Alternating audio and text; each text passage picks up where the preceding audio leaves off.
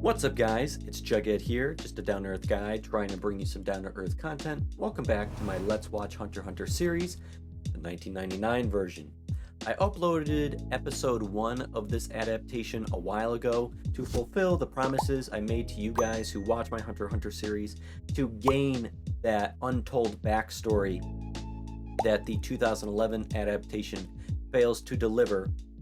And upon watching episode 1, I actually got very intrigued and interested in watching the rest of the 1999 adaptation, and I figured instead of doing that on my own, why not bring that as a Let's Watch series, not on YouTube, because I want to focus my YouTube on finishing the 2011 adaptation. Let me make this a reward for my Patreon members, but have it be a more laid back, fun, casual Let's Watch series that's not so in-depth and critical as the 2011 adaptation Let's Watch series is, with the long discussions and the hyper criticisms and analyses and the theories and everything that comes that you know with that Let's Watch series, because I'm going to be watching what I already know, but what intrigues me is the compare and contrast, the character development, the omissions and the additions, the filler, or how the 1999 adaptation either leaves stuff in or puts stuff leaves stuff out or puts stuff in, or puts a different twist or a different theme or a different lens onto the same events we see in both adaptations, and just get the vibes, because the 1999 adaptation and the 2011 adaptation, two very different moods, different vibes, different themes, really. I think we can all agree on that. I just thought it would be fun to explore that in a more casual, fun, laid-back manner. And I think I'm going to do 2 episodes of video, so we're going to do episodes 2 and 3 today. And when we are watching, I, of course, already know what happens, but not how it happens, how it's told in a different way. What filler are we going to get? How do they adapt the manga into these episodes versus how the 2011 adaptation does it? And just, I love older art styles, so I'll be very happy to see that. And from what I said in episode 1, I love the music. I love the sound that it drops you into the environment, and just the emotion and feeling and vibe that the music gives you too. I'm gonna love to see that. And just the character development, how that comes across too. I think that would be a very interesting compare and contrast to see how the character development of such complex characters like Killua, for example, is, or the Gon Ging dynamic, or Kurapika's like revenge arc, stuff like that. I would just be very interested in that, and of course I want to see Hisoka and stuff, but just get the idea that the discussions afterwards and my commentary during are mostly going to be me remarking or going over comparisons and contrasts, and just more casual discussions, nothing too in-depth like the 2011 adaptation over on YouTube is doing. I just want to reward my Patreon members with something more fun, some casual, something exclusive for the time being. I think we can just maybe have a dialogue as the show goes on. There's only going to be 60 episodes of this Let's Watch series. To keep it as a Patreon exclusive, or maybe once it's finished or as we're going, do a little catalog dump and put it on YouTube. Maybe people will be interested in that. But who knows? I just want to enjoy some more Hunter x Hunter with y'all. I think you will enjoy it. I will enjoy it. Let's just get into this. I've already been talking for like 4 minutes. That's enough for me. In 3, 2, 1, transition. Hunter x Hunter, 1999, episodes 2 and 3. We are beginning with episode 2 in 3, 2, 1. Let's watch, shall we? Hopefully it's not too loud. Let me check my audio levels real quick. Make sure the sound is good. I think we're going to be good. Now let's enjoy this, okay? What the hell is that? What the hell is that in the middle of the town? I don't remember seeing that. Was that in the original? I didn't really pay too much. I don't even remember if they showed Whale Island that much. Ooh, looking like the Venice canals. Yeah, I don't know what the hell that is. Leorio! He does look different. He looks more adolescent in this adaptation, I think. He does look older in the 2011 version. Here, he looks more like a kid. Or else I'm just not remembering greatly of the Hunter exam arc. Because obviously they age as they go on. And I love going back and forth. I want to hear his voice. But like this already, we never saw in the 2011 version. Mr. Hunter.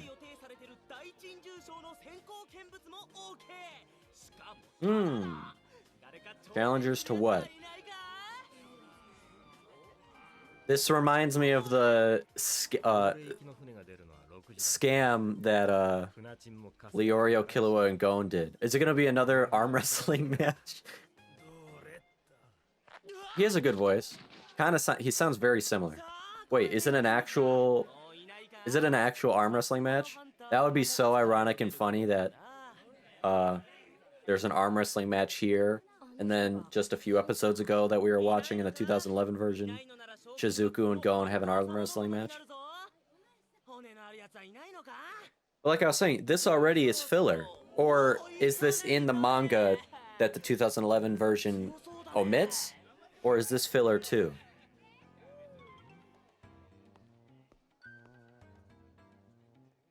Yeah, see, he does look very different. It is an arm wrestling match.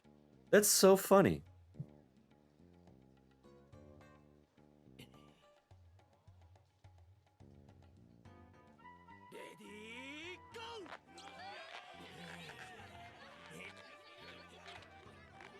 That can't be a real hunter, though. I just don't think it is.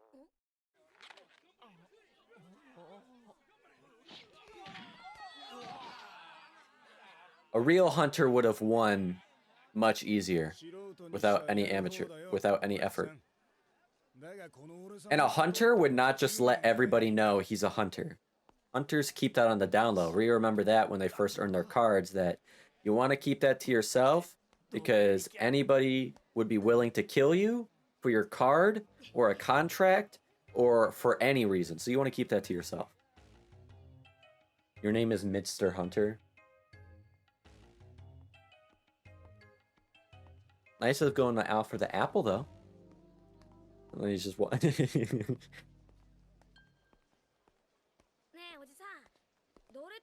Oh yeah, I forgot. The voice actor for Naruto voiced Gon, right?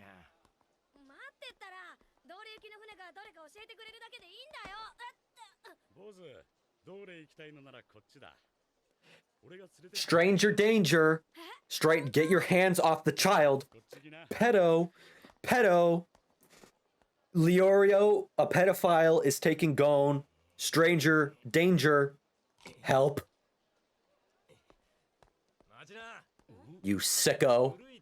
Yeah, get your hand off that child. You trafficker! You child trafficker. Get the fuck out of here. You gonna whip out a gun or so? Oh. Oh! Good reaction speed. Oh, damn, okay. He's got some combat experience. Or some moves. Took the knife from him too, nice. And he's already walking away, yep.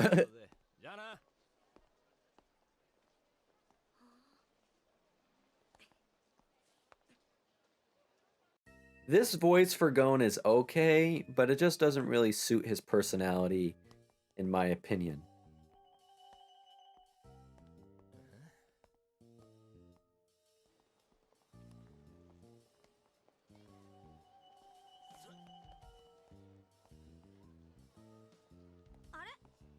Korpika!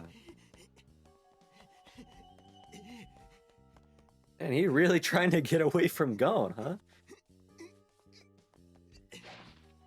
Okay, Leorio is Spider-Man.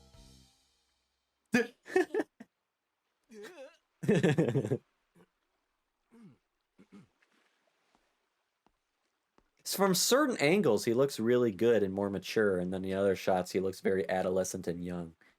Like, certain angles, he looks exactly kind of like the 2011 adaptation, and other times he looks completely different.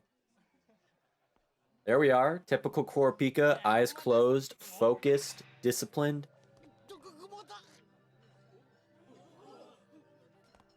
Oh! My arachnophobia.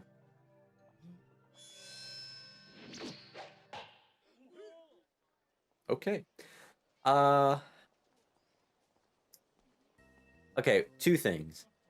Just like the perfect contrast to like modern animation and CGI with something as simple as those eyes, where like in the 2011 adaptation, the eye has depth to it. It has like a reflection, the specular highlights, and you know what I'm talking about, just has depth, and it looks more realistic, like you can look into the eye, whereas here it literally, let's just paint the white pupil red, just primary color red, just red devil eyes, whereas in the 2011 adaptation it just looks better. Plus Kurapika, his eyes turning red from a spider, come on. I feel like you would not have such an emotional response like that. That was just for storytelling development's sake of like, ooh, getting the audience to be like, ooh, what was that? Whoa. But, yeah. Accurate. Now they're debt-free. Leorio helped Gon, Gon helped Leorio. Now they're even. His laugh is exactly like Naruto's. I think that's what throws me off.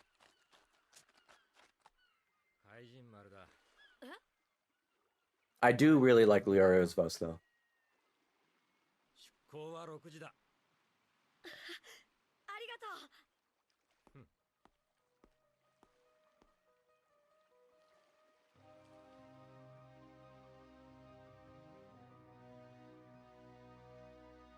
I keep wanting to make sure that the audio is right, because this is a different site I'm using for the for this series, so I want to make sure the audio levels are right, and also that my camera angle's right, because I redid my setup so my camera's lower, things are more centered, so I just worry about having to do more in post-production while I'm editing, so just want to make sure. That's a weird-ass ship. Wonky, wacky, eccentric. Is that the fox bear, or what is that?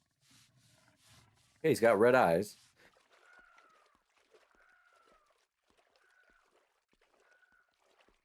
What the hell?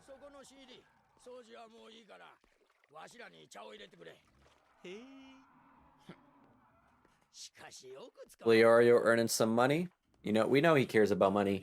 Oh, the baby fox bear. I was about to say, yeah, hunt. See, isn't it by like default hunters are good? So working with poachers or animal sellers, animal traffickers in like a black market dealings trade is not what they would be doing. You know? I was about to, but like I was saying, I was about to say, is that the fox bear that Gon raised? But no, because it wouldn't be a baby anymore. It's grown up. We saw that at the end of episode 1. It was like a fucking... Hey, Master Oogway! Here's our animal whisperer, though.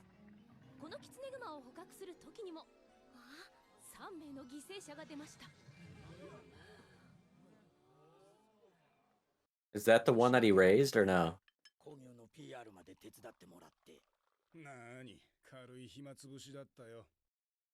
Killed 3 people, but they weren't Gon. One with nature.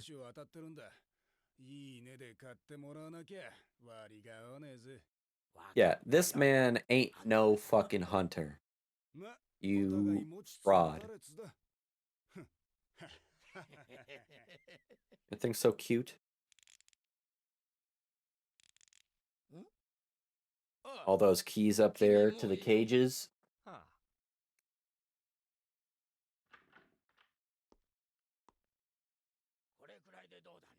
He's doing some eavesdropping, getting some info.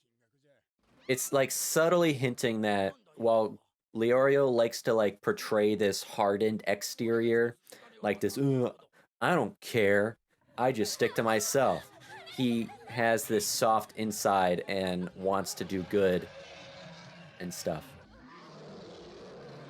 Even though this show doesn't have morals either. And that comes from the manga, right? Like, even the manga kind of portrayed it as moral ambiguity in this world. And that's why the 2011 adaptation, in my opinion, does that and portrays that and conveys that perfectly.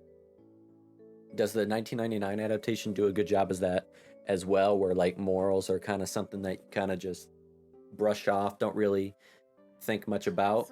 Like something like this, where is this bad? Is this good, you know? Or is it just stuff people do and you move on? There you go, see? Animal whisperer, one with nature. Lick his hand. Lick his hand. Yep, there you go. Not so bad after all. Is that his that he raised or no? Oh, no, because the fox bear would recognize him instantly, right? It's a different one, right? Calm down, calm down.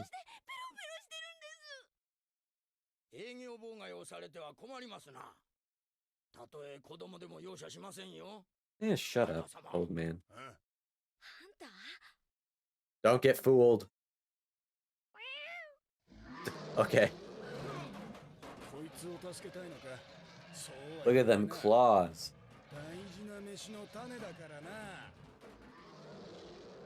Yeah, there ain't no way he's a hunter.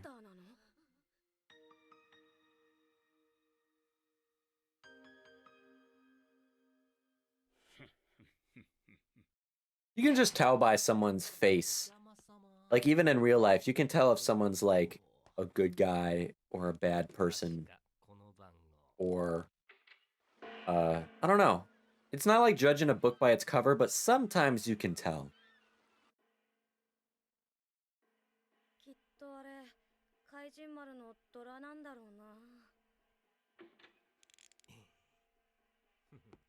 And especially in shows, you can instantly tell. Take those keys that you can tell, like, oh, that's a villain. That's a bad guy. Yep, take those keys. Free all the animals. They locked Gon up in the cage with the fox bear?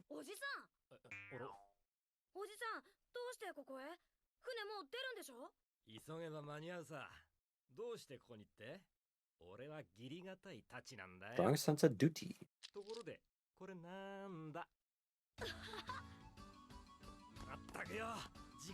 Yeah, you guys are running a little fucking late. But Gon's gonna make sure he frees all the animals first.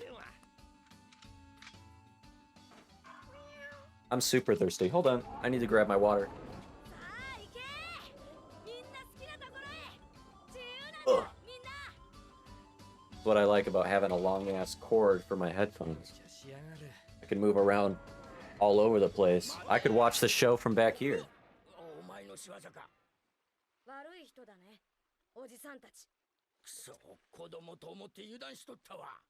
Yeah, they're bad guys. Zoo is... Yeah, why? I like how it's not answered. The why isn't really important. Just that he did it. Karate chop him. Punch him in the face. Boom. There you go. You might have won the arm wrestling match, but you lost to this right hook, bitch. Couldn't leave you behind. Strong sense of duty. Yeah. Now we even. This loser. If he was an actual hunter, he would also know Nen. And... yeah, exactly. Wouldn't be downed in one blow. And that piece of shit fake card.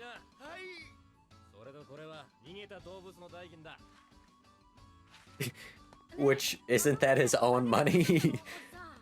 You stole the old man's money just to give the old man's money back. Nice.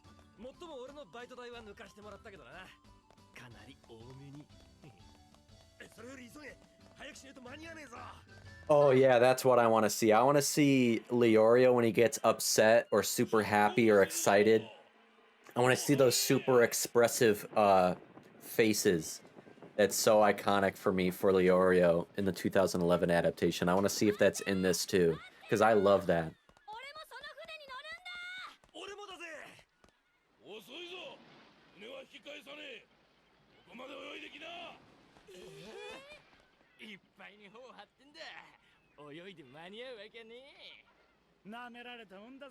How are they gonna do this?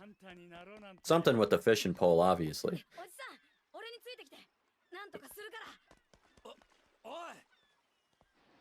Because they gotta set up and portray that that is such a useful tool for Gon, like an extension of himself. Plus, what the hell else are they gonna use? They gonna swing in? Yep, there you go. Grab on!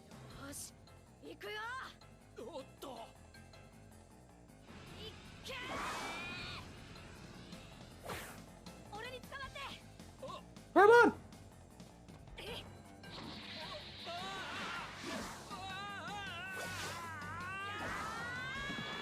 They're coming in for a hot landing. Oh, one of them came in for a hot landing. Gon looked pretty graceful and smooth. I'm pretty sure that's the same line where he's very prideful in the beginning, where he wanted to be called Mr. Leorio. Hey, that's how you get the captain to like you. What do we know about Gon? He's able to charm anybody. Let's see if they portray that in this series too. My memory's pretty damn good, even with the beginning of the series, so I'll probably be able to see how parallel these shows run. But like I was saying, how much of this was filler? Like, seriously. Let me just get to episode 2 real quick, and then I'll continue talking. You'll probably see me cut this. Okay, like I was saying, how much of that episode was just literally like filler? Because I don't know if that was adapted from the manga or not. But I know. Episode 1 of the 2011 adaptation, we were already on the boat and the storm happened and everything. Here, it's taking 2 episodes. And then how much of this is going to be filler? Or if we're just going to get straight to our characters meeting each other and the storm happening, saving that person from falling off the ship, and getting some of that character development and that dialogue that I remember very specifically. We shall see. Is that Hanzo? That looked like Hanzo. Or just yet another bald guy, I guess.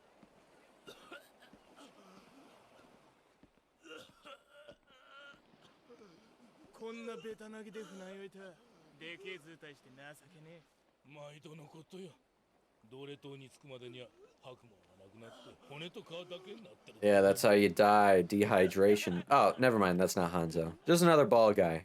He went across the screen so fast that I was just like, bald guy wearing red? Must be Hanzo.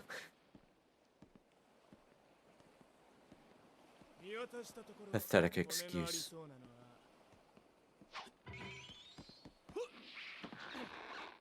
Who the hell is this guy?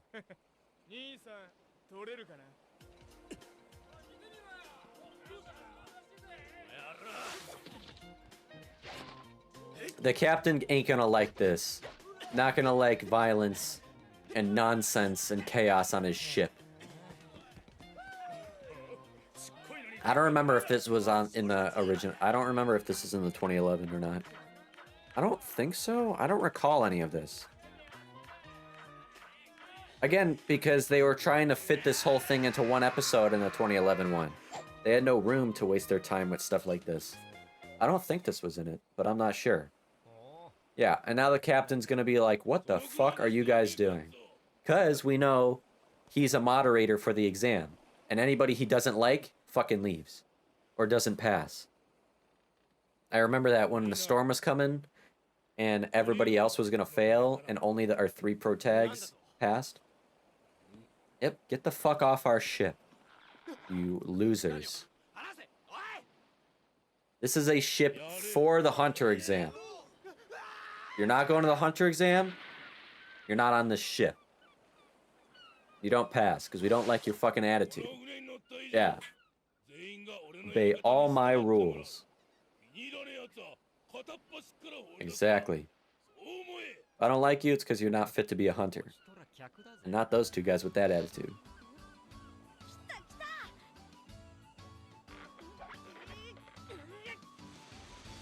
There we go, catching his own food. Is that a tuna?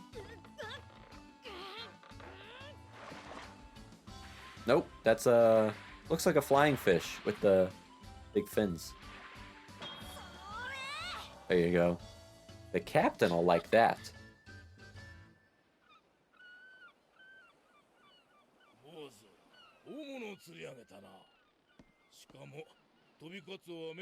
Thought I heard something. Oh, yep, flying fish, yep. Or flying bonito, I don't know what that means.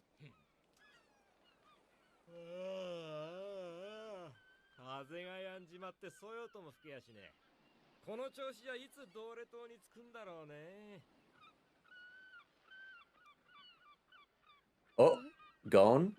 Gon one with nature. Looking at the birds, how they're behaving. He's gonna be the one. A storm is coming. Because he said that in the other... Said that in 2000. Smell the rain in the air. Can you guys do that? I know when it's gonna rain because you can smell it in the air. You can smell rain. I love that smell. Yep, a storm is coming. That's a sign. And the birds. They speak to him. Animal whisper. Yep, the air is moist. I know what you're talking about. Yeah, see? You're talking to the birds, man. Of course he does.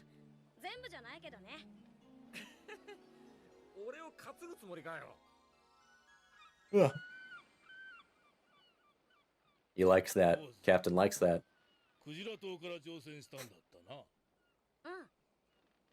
You saw him get on at Whale Island. What do you saw him fucking Captain Hook it, Pirates of the Caribbean style swing onto your ship. What are you talking about?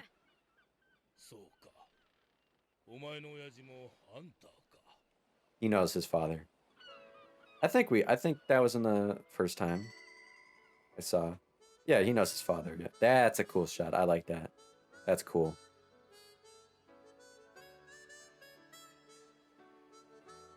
Also, conveying the idea that this guy's been doing this a long time. At least a decade.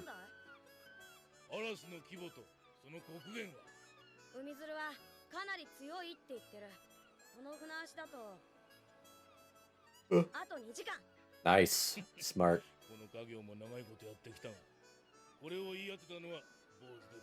Let me guess, his father's the first one. I don't remember that though. But if that was the first time when I first watched. If he said that this is the second time somebody's gotten it right. I don't remember that part. My memory's not that good.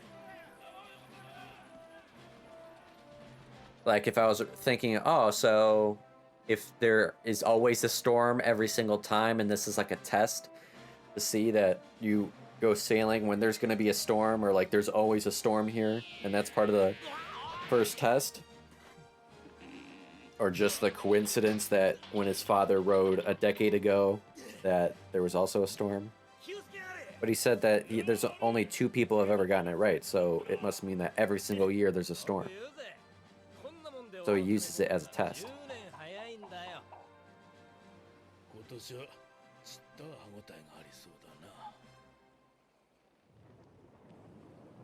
And then here's the part that I remember most during the storm was Gon, Corpica, Leorio, just like they're chilling. The storm doesn't bother them at all. Everybody else is throwing up, getting sick, freaking out. None of them pass because you're gonna react like this, then you're not gonna make it for the exam. And then they start having that argument. St. Elmo's fire. That's a niche reference to say. That's cool. Or is it Nen? I don't know.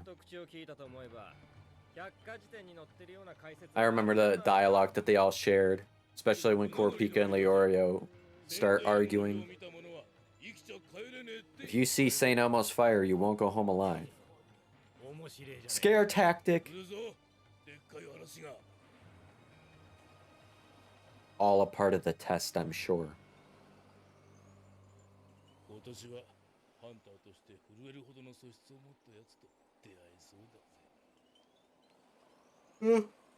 Sorry, I'm so tired. Big ass waves. The perfect storm. And then lightning hits the main mast. Pretty sure that's how that kid gets swung off the ship. I don't remember though. Yeah, see, all these guys are freaking out, and you're just gonna see our 3 potags just chilling.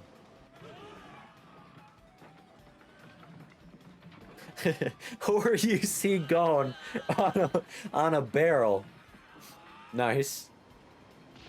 He's more than just chilling, he's having fun.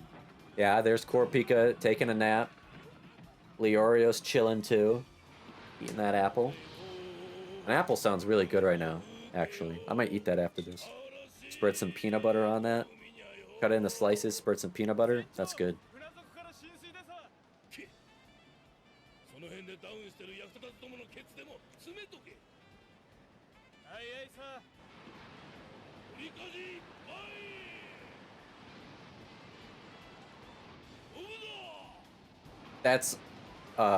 That was just like the 2011 adaptation. I remember that like side profile where he's all like super excited and pumped.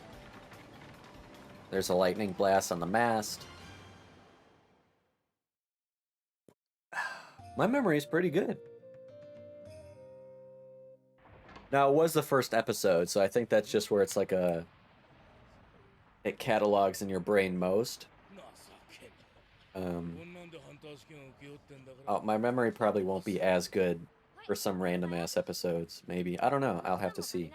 I remember that has to be direct from the manga, because I saw that in the other adaptation too, where he's trying to help with some medicine and stuff. I remember that. I think Corpica was sleeping. Yep, and everybody else is fucking useless. They're the 3 that are okay. I'm gonna guess that's gonna be the guy that falls overboard.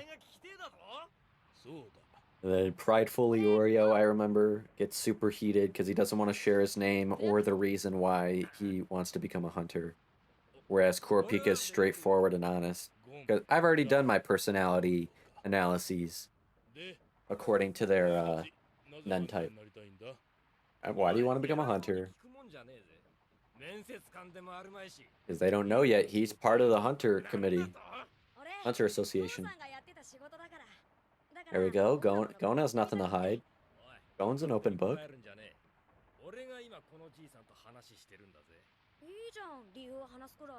Oh, what's the big deal?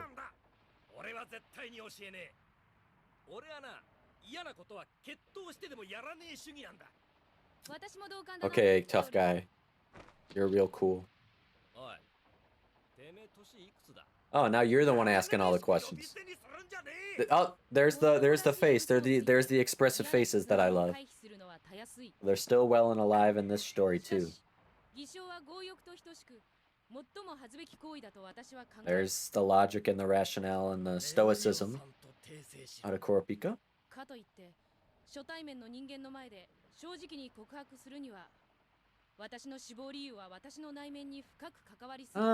Kurapika's voice is okay.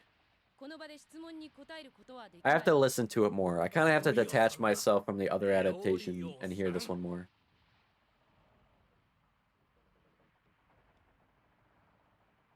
I like Leorio's voice best because it sounds the most like the other adaptation. There's the revelation. I'm a hunter. Yep. Boom. Now is he yeah, he has to be a hunter if he's working with the association, right? Right? You have to be a hunter.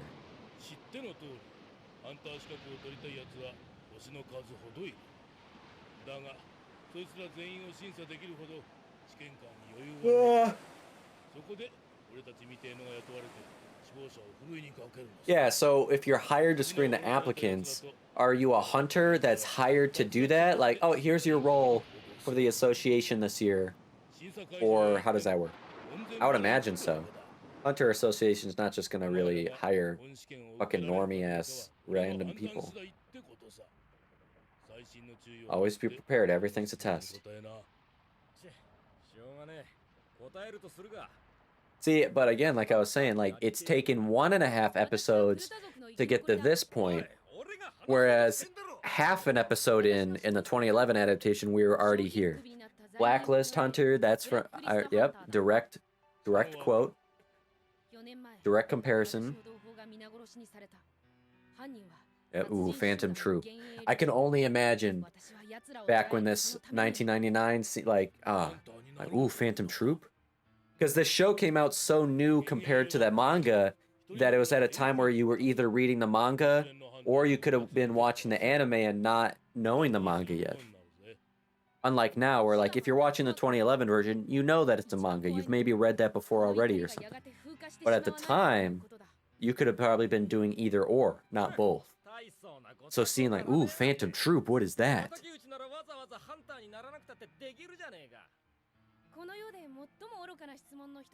Now they start arguing.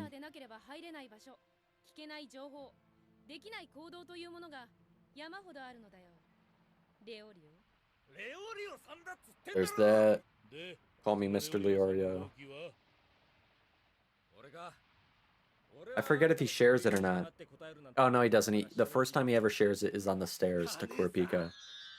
Oh, yeah, I forget. He says money. Yeah, I want lots of money. But he doesn't say why he wants money. But he is honest in his answer. That's a direct quote, too.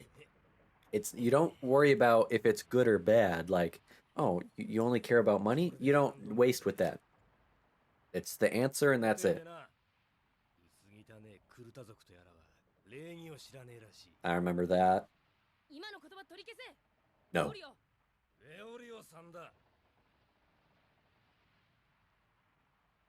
And Gon's just like, Mom and Dad are fighting again.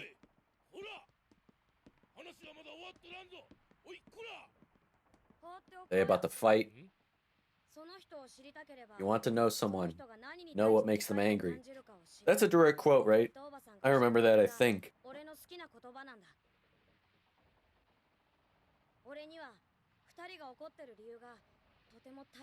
I like Gon's voice when he's very serious.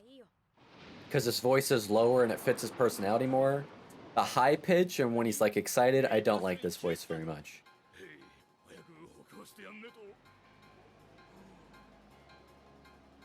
Wait, what does that say? Huh?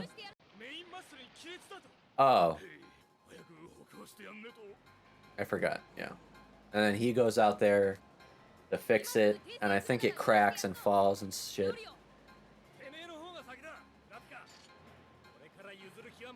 Huh, that's different. Leorio, the first time around, he only had like a little, like, blade. Like only like a little knife. This guy's got like a whole ass like long dagger, little katana looking thing. So a lot different this time around. But Kurapika's rocking the same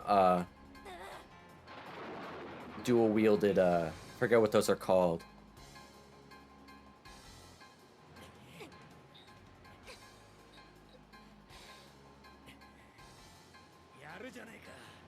But the animation is already so different, where it's like not a whole lot of action, because I didn't want to have to illustrate it back then, where it's so easy to do that now. I remember a whole lot of action going on in this. But here it's like a lot of still frames. They're just reusing frames to hold up time. That's what a lot of these older animes do. It's just loop frames.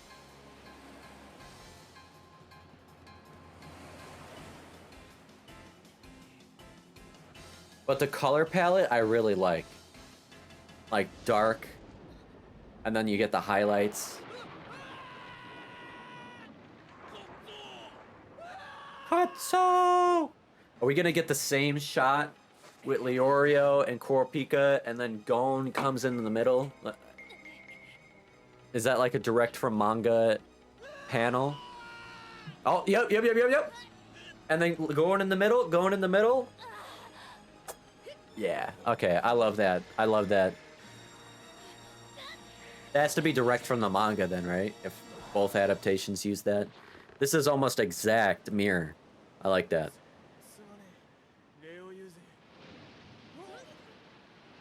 Nice.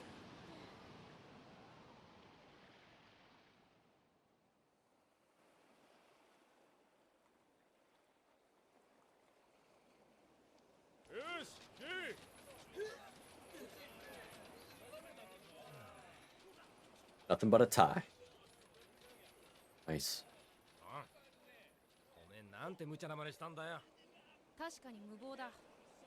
But you did catch me.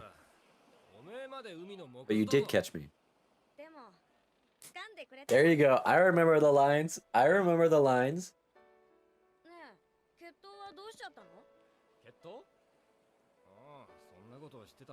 And they apologize, they all make up, and then we're friends.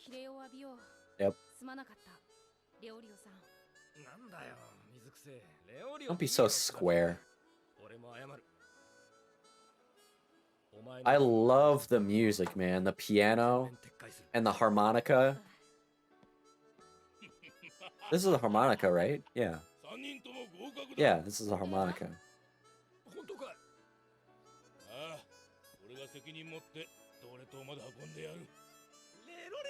It's more, I just like, it's more jazzy.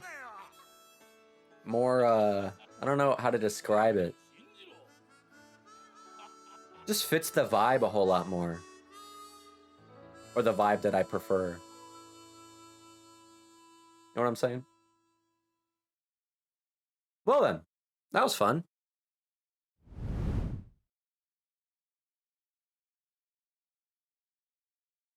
So, let's discuss. Sorry, right as I press start recording, I sneezed, so I'm like still trying to recover from my blindness and my nose tickling right now. But first thing, right off the bat, how much of what we watched was filler?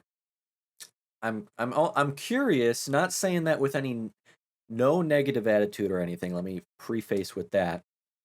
I'm just wondering how much that was added was derived from the manga or made as pure filler just for the anime. The 2011 adaptation managed to fit in its first episode Gon catching the monster fish, leaving home, saying goodbye to Aunt Mito, and the voyage on the ship through the storm. Well, episode 2 was essentially all new material for me that I have never seen before, and episode 3 had the ship and the storm and Gon rescuing the kid and all that jazz. Now, of course, episode 1 told Gon's backstory. I had absolutely no previous knowledge on. That was all new to me because 2011 version omitted it completely. That might have been done purposely, since By the time the 2011 version had been adapted, much of the manga had been released at that point, with the story being pretty well established, along with the power system, the characters, the world as a whole. So the 2011 adaptation isn't really 2 episodes ahead, since they accomplished that by skipping the entire backstory. And episode one sets up episode two as the scenes with the fox bear and Gon and Leorio freeing the animals from the rare species traders. None of that would have made sense without that connection. So, is it necessary? Yeah, kind of, but valuable and worth keeping in? Also, yes. Episode 2 does a great job at introducing Leorio. It's memorable because it's funny, there's some action. Considering I can't remember how Gon and Leorio first met in the 2011 adaptation, pretty sure it was just on the ship. Certainly, I don't believe it was Leorio saving Gon from any stranger danger and then Gon recovering Leorio's briefcase from a street thief. Leorio, right away in this adaptation, you learn is a loud, prideful, animated guy, but with a strong sense of duty. I like that addition we get, and I'll be interested how this adaptation explores the ambiguity or absence of morality in this world. I think the 1999 did a better job introducing Leorio. Instantly, the comic relief character, but also huge big brother vibes. Looking out for Gon even when he doesn't necessarily want to. It's more of like an obligation, his sense of duty, as he calls it. He repeats that again when he helps free those animals. But what else did he do? He took the keys and stole money in the process for his own personal gain. That right there is morality being irrelevant and ambiguous for you. Plus, we had he had no hesitation in punching that phony hunter straight in the face, which also portrays him being a man of action. He walks the walk, doesn't just talk the talk, which I don't know. That wasn't the vibe I got from Leorio in the beginning of the other series, 2011. I got a lot of talk the talk.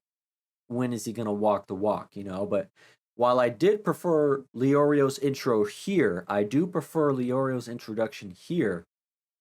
I did not like Korpika's. I do like that we see him in almost his meditative Zen like state, eyes closed, emotionless, just thoughts swirling in his head, silence. It's a great juxtaposition to the Korpika we are witnessing in the 2011 series right now when this video comes out for you. But other than that, his intro in the bar just doesn't it didn't do it for me. A tarantula comes along, and somehow the sole remaining Kurta clan member with razor sharp focus, hard discipline, steel reinforced willpower, a man of stoicism and grace and rationale, gets so riled up, so caught off guard from a spider, he loses emotional control, causing his eyes to turn scarlet red. It sets a bad precedent. I don't believe Kurapika would react that way. Not only his eyes turning red, but making a scene in a public place being flashy like that with the fork throw. To me, it would have made more sense if, say, Kurapika had his eyes closed, was drinking the last out of his glass of water. The two guys are freaking out over the spider. Yet Kurapika remains calm and silent, still drinking from his glass, finishes it, and with his eyes still closed, took the empty glass and covered the spider with it, trapping it. Or, I don't know, just, deeply stared at the spider and like the spider turns around and crawls way back in the direction it came from. Almost like it feared him. I don't know. Just those are just two super random made up examples I could think of right now that would maybe be cool as well as set up his character development more for the future, without setting a bad precedence, showcasing his unique attribute literally right away as soon as we see him. But in my opinion, in a weak light, why is there a car alarm going off? I'm gonna speak. No, did it go off? Okay. Oh, I'm probably gonna cut here because I don't want to deal with that shit. Okay. Alongside the fact.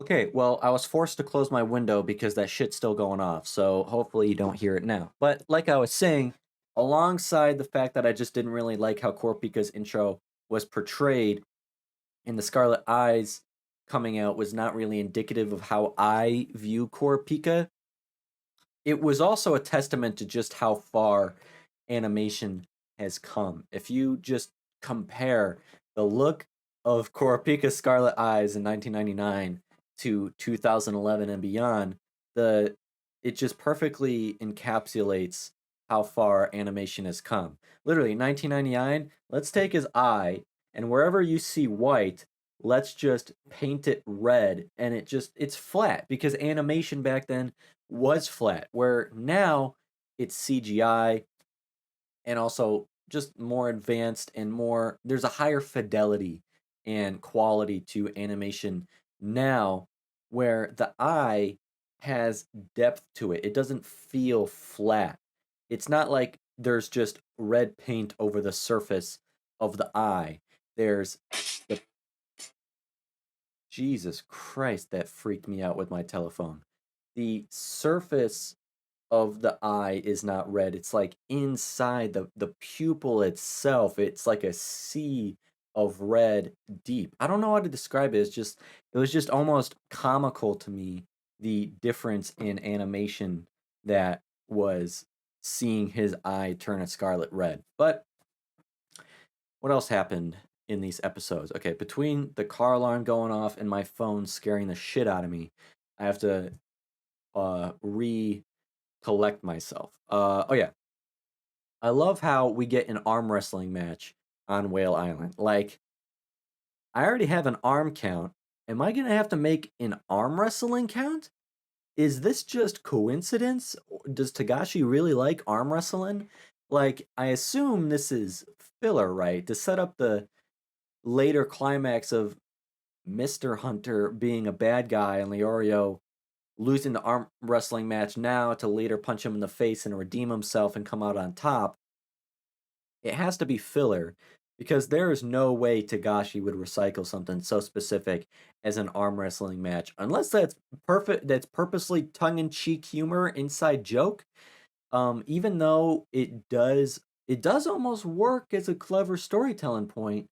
Like, say Leorio and York knew recalling back to Whale Island, seeing that guy make a shit ton of money with an arm wrestling competition, only this time he can scam the audience to guarantee their winnings since they're all Nen users and hunters.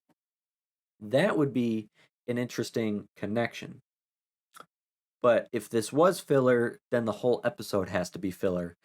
No complaints. I like the character development it brought to Gon and Leorio as the duo. Also showing that there is evil all around you and all around in the world, constantly going on. Some that you completely walk by and never even notice. If Gon hadn't been so observant and walked up to Leorio, given him an apple, and tried to make friends, Leorio would have never paid him any mind or attention. He just would have been another person in the crowd. And then, ironically, despite his attention to detail and observation, when Gon's naivety shows and his innocence shows, if Leorio wasn't there, Gon would have been a victim of trafficking or something. Likewise, the butterfly effect, having Gon's back almost instantly made Leorio a friend to Gon, so he followed him around. And had he not, Leorio would have been the victim of a street theft, having his briefcase stolen. Though we don't hang on to these moments because that's life. This shit's happening all the time. Time keeps moving forward. There ain't no good and there ain't no bad. There's just stuff people do. These scenes happen and then it cuts to a new one because we move on as the world moves on. Because the universe doesn't care. literally the show goes on.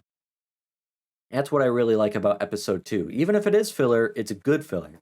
You know, like, see, people might complain about filler, especially if they're just casual movie or TV watchers who tend to split their attention between their phones and what they're watching anyways, because like you're diluting and contaminating your experience and what you get out of the story more so than if you were locked into it. This channel is about appreciating every frame.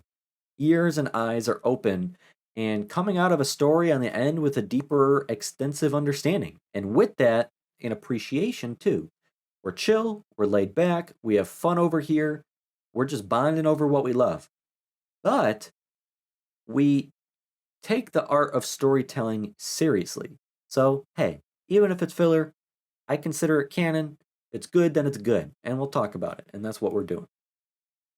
My favorite part, though, to round out this discussion was episode 3 on the ship, where I could directly contrast and compare both adaptations. That's by far going to be my favorite thing to do during this series.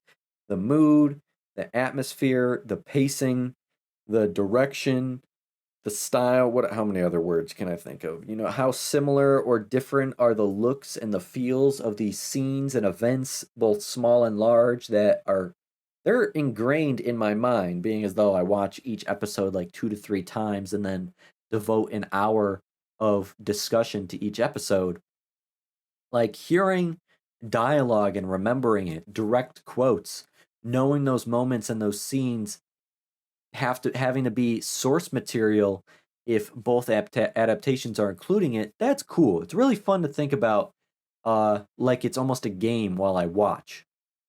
Like the interactions between the captain and Gon. They were different, but watching them both adds up to this one experience, this one emotion. I don't know how to describe it. Each adaptation leaves something out, but then adds something else in. Like, I remember in the 2011 adaptation when Gon remarked about the birds speaking to him and smelling the air, and the captain was like, those eyes, could he be? And when told why Gon wants to be a hunter, he said, well, the time has finally come. Which, to be honest, kind of gives me goosebumps almost, even thinking about it now, thinking about how far we've come, but still how far we have to go. And my memory is pretty damn good. I have a photographic memory, and I do not recall the captain envisioning his father beside him. So, that's the point. In this version, he says, only one other person has ever been able to guess correctly, or something like that. The dialogue in the 2011 version hits harder to me, in my opinion, but the imagery in this version, where the captain looks at Gon and a silhouette of his father appears beside him, that's impactful. That shit like reminds me of some Return of the Jedi when Anakin's Force Ghost appears next to Obi-Wan and Yoda. Both versions convey the same message that the source material has, and the concept, they convey the same message and the same concept, the captain realizing who Gon is, his father's son, but they hit you with completely different feelings through different means. That is what's going to be the most fun and emotional watching as we continue through the series. Being able to put both adaptations right up next to each other in my mind, photographic memory, playing both scenes side by side at the same time, that is what I cannot wait for. But, like I said, I want to keep these discussions shorter and more casual, so I think this is where I'm going to end the discussion today because I feel pretty well off. I feel confident leaving it here. I don't really have much to talk about. So, I know this is Patreon, but for those that may see this on YouTube later, if you enjoyed the video, hitting that like button to let me know actually does go a long way. And if you haven't already, subscribing to stay in the loop means a whole lot to me and helps the channel grow. Keep the conversation going down in the comments below so I can connect with you more. And remember, Jughead's Journey members here get early access and exclusive content over on my Patreon. Having said all that, and with that said, so long, farewell, until next time, be happy, I hope you have a good one. Peace.